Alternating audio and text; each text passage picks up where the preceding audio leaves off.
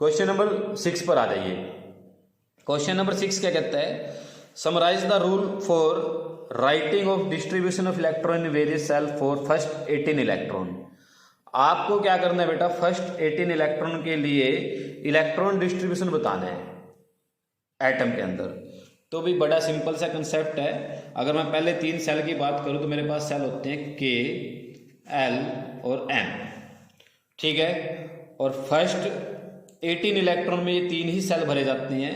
First cell में आते हैं बेटा 2 इलेक्ट्रॉन, और दूसरे में आते हैं 8, और तीसरे में आते हैं 8, ठीक है। फर्स्ट सेल में कितने इलेक्ट्रॉन आएंगे 2, सेकंड सेल में कितने आएंगे 8, और थर्ड सेल में कितने आएंगे 8। तो ये आप देख सकती हैं 2 और 8 10 plus 18।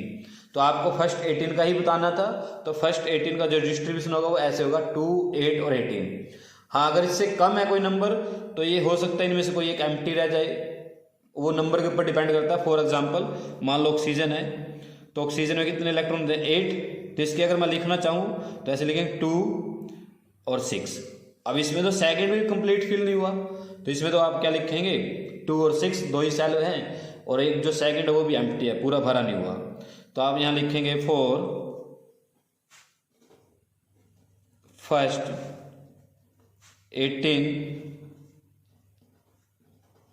elements there are 3 cells। क्या कितने सेल हैं यहाँ पर 3 सेल्स है, और उसको लिखेंगे आप ऐसे ब्रैकेट में K L M and number of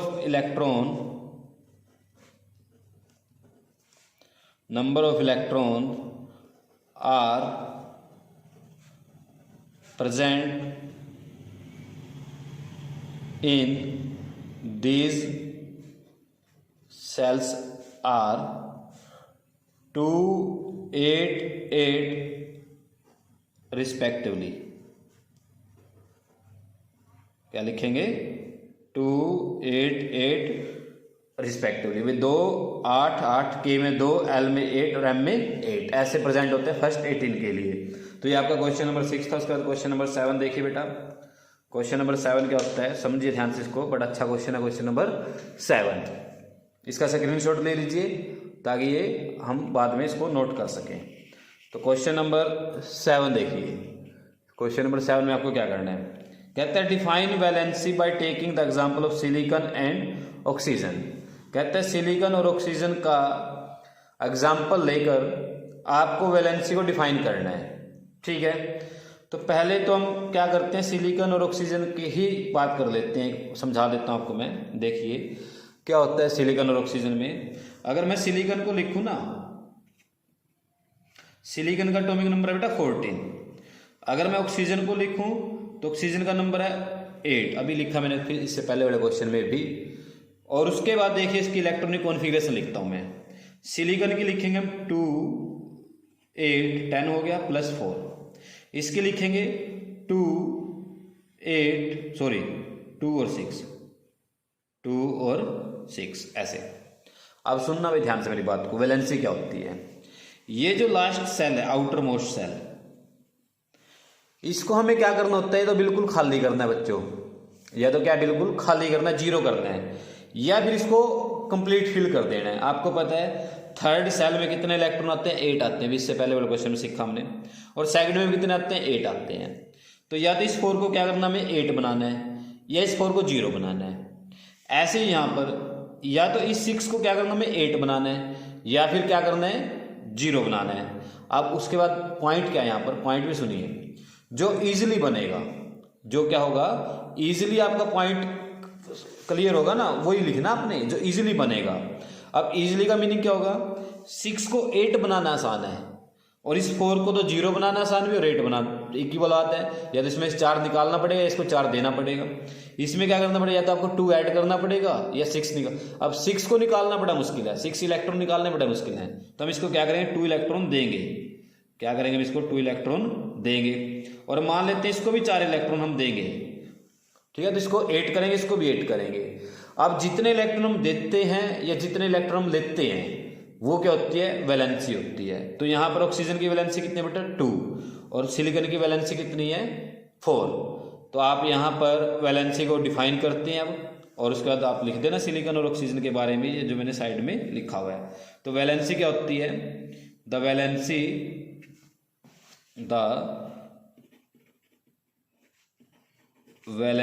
of an element is defined as the number of electrons lost और gain, जो लिए और जो दिए, ठीक है, lost और gain by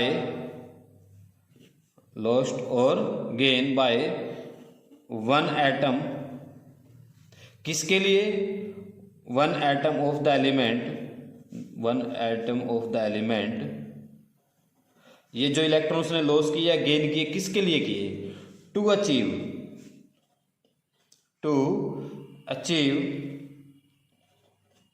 achieve the nearest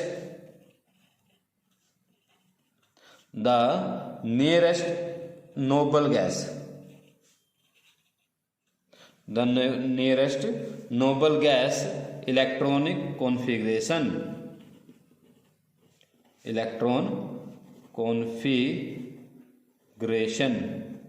ठीक है।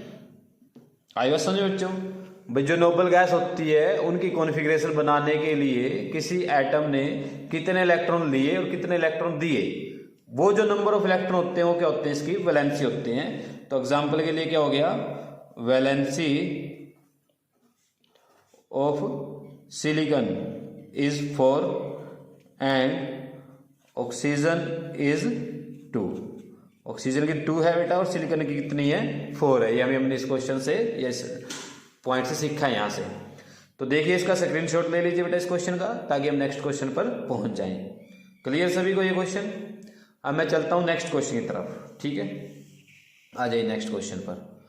अब नेक्स्ट क्वेश्चन क्या है यहाँ पर, अगर हम देखें नेक्स्ट क्वेश्चन क्या है यहाँ पर, देखिए क्वेश्चन नंबर 8, ठीक है। क्वेश्चन नंबर 8 क्या कहता है, explain with example atomic number, mass number, isotope, isobar, give example and any two use of isotope, ठीक है। एग्जांपल भी लिखने आइसोटोप के, उनके यूज भी बताने हैं, ठीक है बेटा। देखिए यहाँ से कैसे करना है इस क्वेश्चन को, आपको बड़ा अच्छा क्वेश्चन है। तो मैं यहाँ पर एक एलिमेंट लिख लेता हूँ आपको समझाने के लिए। मान लेते हैं हमारे पास एक एलिमेंट ऐसे लिखा मैंने Z, यहाँ पर लिखा X लिखा सॉरी, और इसका नीचे लिखा Z और यहाँ पर लिखा A, ठीक है। ये जो X लिखा मैंने यहाँ पर, ये क्या इसका नेम है एलिमेंट का, और जो Z लिखा यहाँ पर ये क्या इसका एटॉमिक नंबर है, और जो ये A लिखा ये क्या इसका एटॉमिक मास है बच्चों। तो आइए वन बाय वन समझते हैं हम। एटॉमिक नंबर क्या होता है, किसको हमें एटॉमिक नंबर बोलना है, एटॉमिक नंबर क्या होता है एटॉमिक नंबर। ये जो Z होता है ना, ये क्या होते हैं, नंबर ऑफ प्रोटॉन होते हैं एटम के अंदर, नंबर ऑफ प्रोटॉन, ठीक है। तो आपने लिखना है number of proton present in the atom, number of proton present in the atom is called atomic number of atom। उसको हम क्या बोलेंगे, एटॉमिक नंबर बोलते हैं एटम का। अच्छा, नंबर ऑफ इलेक्ट्रॉन भी हो सकता है, क्योंकि नंबर ऑफ प्रोटॉन और नंबर ऑफ इलेक्ट्रॉन क्या होते हैं, सेम होते हैं बेटा एटम के अंदर। तो नंबर ऑफ प्रोटॉन भी आ सकता है, नंबर ऑफ इलेक्ट्रॉन भी आ सकता है, और किसके इक्वल होता है Z के, ठीक है। तो आप एक एग्जांपल लिख लीजिए यहाँ पर, मान लो सोडियम लिख लेते हैं हम। सोडियम का नंबर कितना 11 और ऊपर कितना होता है 23। तो यहाँ पर कितना एटॉमिक नंबर है सोडियम का 11, और इसके अंदर नंबर ऑफ इलेक्ट्रॉन कितने हैं वो भी 11 है। मास नंबर देखिए भी क्या होता है, मास नंबर मास नंबर को डिफाइन करना आपने। ये जो मास नंबर होता है 23, ये सम होता है बेटा किस किस का, इलेक्ट्रॉन का और न्यूट्रॉन का, या प्रोटॉन का या न्यूट्रॉन का, जैसे आपको ठीक लगे। तो आप क्या लिखेंगे, mass number of an atom is equal to the sum of neutrons and protons present in the atom. ठीक है, तो यहां पर कितने, इसका मास नंबर कितना बेटा 23 है। यहां पर मास नंबर कितना इसका 23 है, किसका, सोडियम का, अगर हम एग्जांपल ले रहे हैं किसी का। उसके बाद बात करते हैं आइसोटोप की। आइसोटोप क्या होता है, आइसोटोप किसको बोलना है। आइसोटोप सुनिए भाई, आइसोटोप होते हैं बेटा जिनका एटॉमिक नंबर सेम हो, जिनका क्या हो, एटॉमिक नंबर सेम हो, पर उनका जो मास है वो क्या हो, डिफरेंट हो। तो यहां पर आपने लिखना है द एटम्स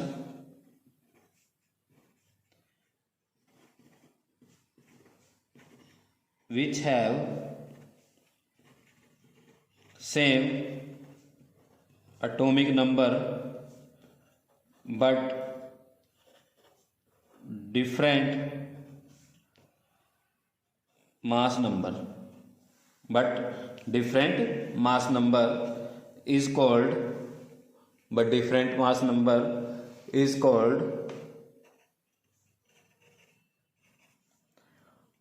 आइसोटोप। उसको क्या बोलेंगे हम, आइसोटोप।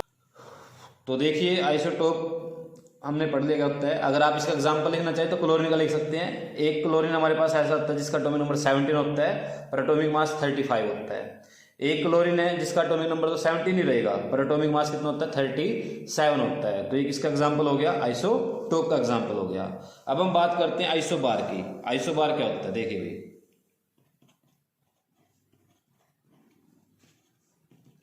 आइसोबार किसको बोलते हैं, देखिए भाई ध्यान से समझना। आइसोबार होता है बेटा जिसका एटॉमिक मास नंबर सेम हो। The atoms which have same mass number but different atomic number are called isobars. उनको क्या बोलेंगे हम, आइसोबार बोलते हैं। इसका एग्जांपल आप लिखेंगे आर्गन और कैल्शियम का।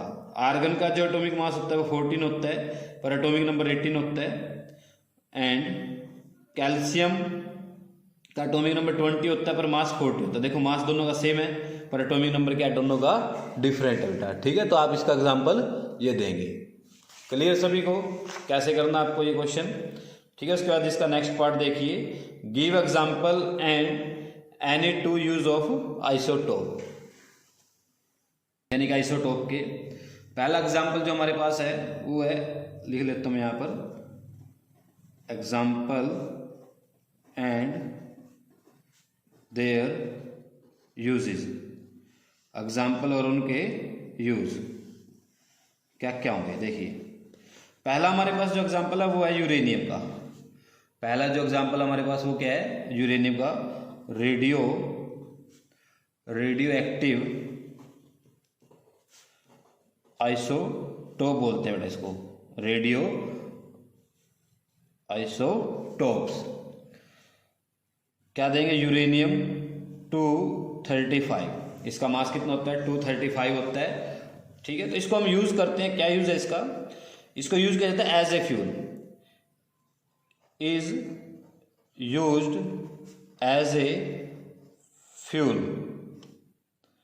ए फ्यूल इन न्यूक्लियर रिएक्टर। कहां पर यूज करते हैं, न्यूक्लियर रिएक्टर में यूज करते हैं। न्यूक्लियर रिएक्टर आप समझ सकते हो, न्यूक्लियर रिएक्टर होते हैं बेटा ऐसे पावर प्लांट की तरह काम करते हैं जहां से हम इलेक्ट्रिसिटी बना सकते हैं। दूसरा एग्जांपल देखिए, दूसरा एग्जांपल किसका हम लेंगे, कोबाल्ट 60 का, कोबाल्ट 60। ठीक है, ये भी एक रेडियो आइसोटोप है। इसका यूज हम कहां पर करते हैं? ट्रीटमेंट में कैंसर के। Is used as